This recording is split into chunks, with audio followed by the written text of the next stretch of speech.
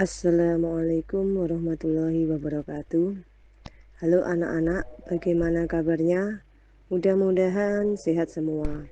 Ketemu lagi dengan saya Ibu Izun Navia dalam pembelajaran biologi. Di video kali ini, kita akan belajar mengenai ruang lingkup biologi.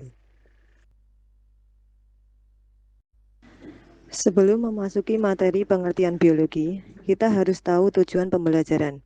Adapun tujuan pembelajarannya adalah siswa dapat menjelaskan ruang lingkup biologi. Siswa dapat terampil menerapkan metode ilmiah yang dilandasi sikap ilmiah dalam memecahkan suatu permasalahan ilmiah. Menerapkan prinsip keselamatan kerja dalam melakukan penelitian. Untuk memasuki materi biologi, kita harus tahu pengertian biologi. Biologi itu sebagai ilmu. Nah, apa itu biologi? Biologi berasal dari bahasa Yunani, yaitu bios yang artinya hidup dan logos artinya ilmu. Jadi biologi adalah ilmu yang mempelajari tentang makhluk hidup. Biologi atau ilmu hayat merupakan bagian dari ilmu pengetahuan alam atau IPA yang disebut juga sains. Setelah kita mengetahui apa itu biologi, lalu kita akan memasuki materi bab kajian biologi. Objek biologi meliputi semua makhluk hidup atau objek material dan semua proses yang berlangsung di dalam makhluk hidup tersebut atau objek formal. Berdasarkan tingkat organisasi kehidupan, objek biologi meliputi kehidupan pada bagian tingkat struktur dari yang terendah hingga yang tertinggi, yaitu diawali dari molekul, lalu ke sel, dari sel ke jaringan, lalu dari jaringan ke organ, dari organ lalu ke sistem organ, baru ke organisme atau individu, lalu naik tingkatan ke populasi, lalu ke komunitas, dan naik tingkatan lagi ke ekosistem, bioma, dan biosfer. Setelah kita mengetahui tentang objek kajian biologi, maka kita akan membahas dari tingkatan biologi terendah, yaitu molekul. Molekul tersusun atas atom-atom. Atom tersusun atas proton, neutron, dan elektron. Contoh molekul yaitu molekul DNA dan molekul air. Molekul saling berikatan, membentuk ikatan kompleks, selanjutnya membentuk yang namanya organel sel. Dari molekul, kita akan naik tingkatan ke sel. Sel merupakan unit terkecil dari makhluk hidup atau bagian terkecil dari makhluk hidup. Setiap sel itu memiliki fungsi untuk melakukan metabolisme, serta memiliki kemampuan untuk tumbuh dan berkembang, sehingga sel disebut sebagai unit terkecil dari kehidupan.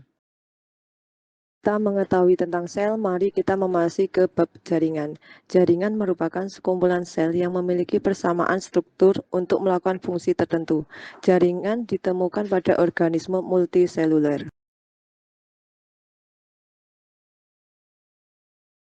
Setelah dari tingkatan jaringan, lalu kita naik tingkatan ke organ. Organ merupakan sekumpulan jaringan yang bekerja sama untuk melakukan fungsi tertentu. Organ hanya ditemukan pada organisme multiseluler.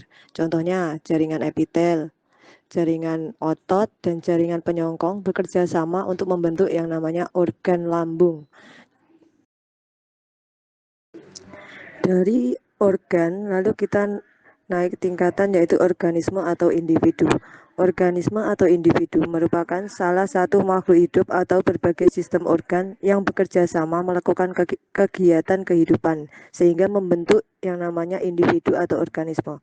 Organisme terdiri atas organisme uniseluler dan organisme multiseluler. Contoh organisme uniseluler yaitu protozoa dan monera. Contoh organisme multiseluler yaitu tanaman mangga dan tikus. Dari organisme atau individu, kita akan naik tingkatan ke populasi. Populasi merupakan sekumpulan organisme sejenis yang hidup pada tempat tertentu dan dalam waktu yang sama. Contohnya, populasi penguin di kutub utara. Dari populasi, kita akan naik tingkatan ke komunitas. Komunitas tersusun atas beberapa populasi yang saling berinteraksi di suatu tempat tertentu. Contohnya, komunitas sungai yang tersusun atas populasi ikan, populasi kepiting, dan populasi terumbu air. Dari komunitas, kita akan naik tingkatan lagi ke ekosistem. Ekosistem berasal dari kata oikos atau rumah sendiri dan sistema atau saling mempengaruhi. Jadi ekosistem adalah sistem yang terdiri atas komponen-komponen yang saling mempengaruhi dan berinteraksi satu sama lain pada suatu tempat tertentu. Ekosistem terdiri atas komponen biotik dan abiotik. Contoh ekosistem darat meliputi komponen biotik yang terdiri dari produsen, herbivora, karnivora, omnivora, dan pengurai. Adapun komponen abiotiknya terdiri atas tanah, udara, dan zat anorganik. Setelah dari ekosistem, kita akan naik tingkatan lagi ke bioma. Bioma merupakan kumpulan ekosistem di dunia, seperti bioma tundra, bioma gurun, bioma hutan hujan tropis, dan bioma savana. Dari bioma, kita akan memasuki tingkatan yang paling tinggi, yaitu biosfer. Biosfer merupakan tingkatan organisasi kehidupan paling kompleks. Biosfer meliputi seluruh lapisan kulit bumi, air, dan atmosfer tempat kehidupan berlangsung.